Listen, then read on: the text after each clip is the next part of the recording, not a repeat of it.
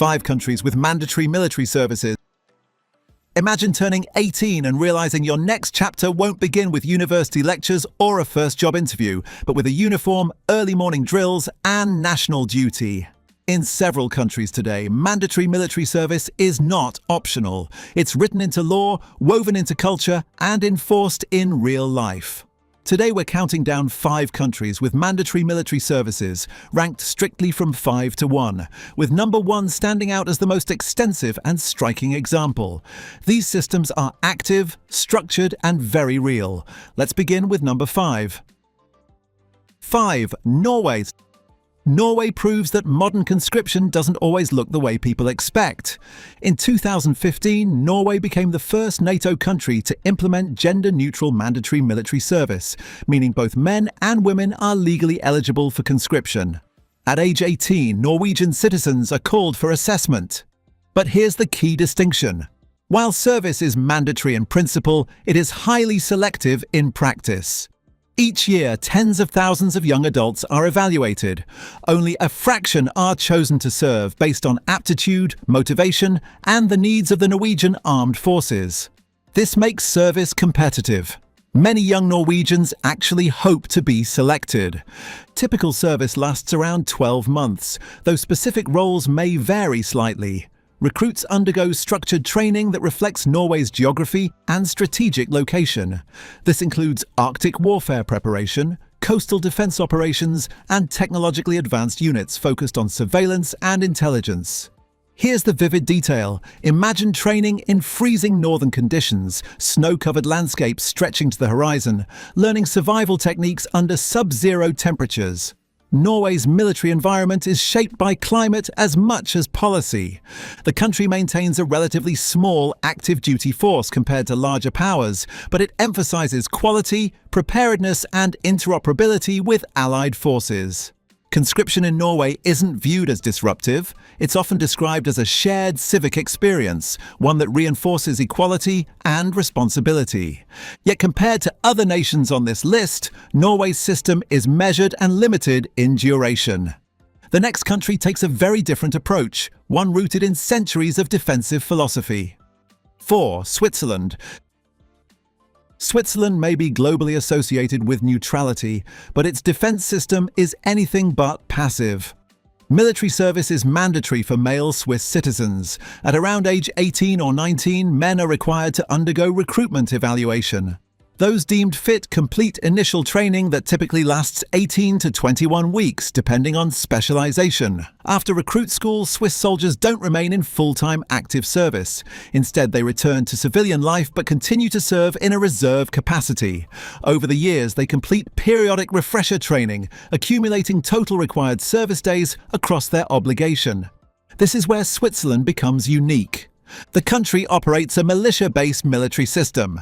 Rather than maintaining an enormous standing army, it relies on trained citizens who can be mobilized quickly if needed. Here's the vivid image. Historically, many Swiss soldiers kept their service rifles at home after training. Although ammunition storage regulations have tightened in recent years, the symbolism remains powerful. National defense isn't distant from everyday life. The Swiss Armed Forces focus heavily on territorial defense and rapid mobilization. Infrastructure, including fortified positions in mountainous terrain, reflects long-standing defense planning. Men who are exempt from service for medical or other qualifying reasons typically pay a military compensation tax until a certain age.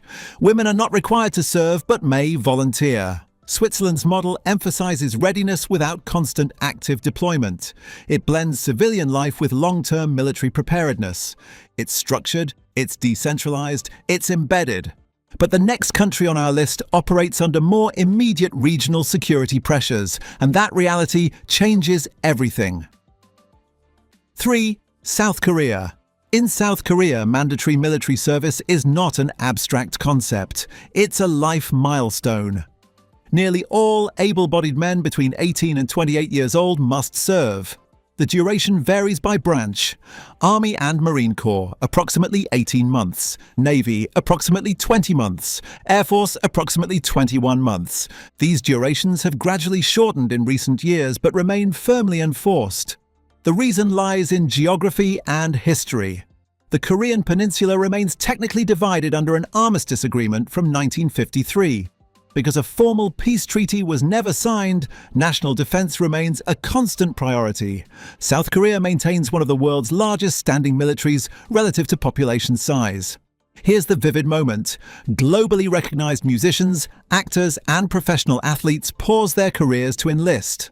Military service becomes a universal pause button, regardless of fame. Training includes rigorous physical conditioning, weapons handling, field exercises, and discipline-based routines. Recruits often serve in highly organized units designed to maintain readiness at all times. Alternative service pathways exist for certain cases, such as recognized conscientious objectors who may serve in correctional facilities instead of traditional military units. However, evasion can result in legal consequences.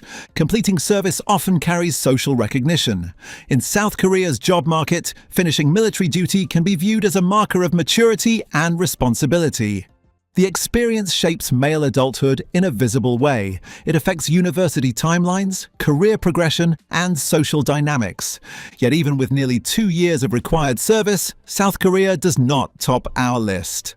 The next country integrates conscription even more deeply into national identity. 2. Israel. In Israel, military service is not simply a policy. It's part of collective life.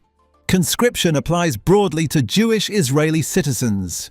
Druze and Circassian communities are also subject to mandatory service. Arab citizens are generally exempt, though many choose to volunteer. Most men currently serve about 32 months, while women typically serve 24 months, though durations can vary depending on role and policy adjustments. Service generally begins at age 18, shortly after high school graduation. Here's the everyday image.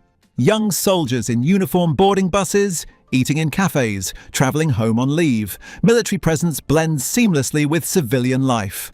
The Israel Defense Forces include a wide range of roles beyond traditional combat.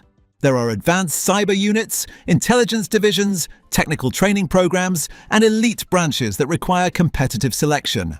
Some conscripts are placed in highly technical programs that later translate into careers in cybersecurity, engineering, and entrepreneurship.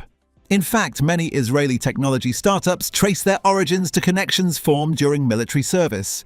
Israel maintains a robust reserve system. After completing mandatory service, many citizens remain part of reserve units and can be called up periodically for training. The regional security environment heavily influences why conscription remains central. Defense policy is closely tied to geography and regional dynamics. Military service often builds lifelong networks. It shapes identity, social circles, and professional pathways. Yet even Israel's extended and inclusive system does not match the duration of number one, because number one isn't measured in months, it's measured in years. 1. North Korea. In North Korea, mandatory military service can define nearly a decade of adulthood. The country maintains one of the largest standing militaries in the world relative to its population. Conscription is compulsory for most men, and policies in recent years have also required women to serve under national mobilization rules. Exact service durations are difficult to verify due to limited transparency. However, international defense analyses, defector accounts, and long-standing external assessments commonly report that men may serve approximately 8 to 10 years. Women may serve approximately 5 to 7 years, depending on current policy adjustments. Durations have reportedly shifted over time, but even conservative estimates place North Korea among the countries with the longest mandatory service periods globally. That's not a short national duty. That's a defining chapter of early adulthood. Here's the striking reality. For many individuals, military service represents the majority of their 20s. The military plays a central role in state structure and national organization. Large-scale parades, uniformed personnel, and extensive mobilization messaging reflect how central armed forces are to governance and public life. Because public information is tightly controlled, many details come from external analysis rather than official releases. That's why service durations are generally described as estimated by international observers. But across global defense reporting, one conclusion remains consistent. North Korea is one of the most heavily militarized societies in the world. The scale, the duration, the integration into state structure. That is why it ranks number one. Mandatory military service shapes nations in very different ways. In some countries, it's selective and brief. In others, it defines years of adulthood. These 5 examples show how conscription can influence identity, culture, and national policy, sometimes subtly, sometimes profoundly, and the differences are striking. Thank you for watching this video. Please don't forget to subscribe and turn on the notification bell.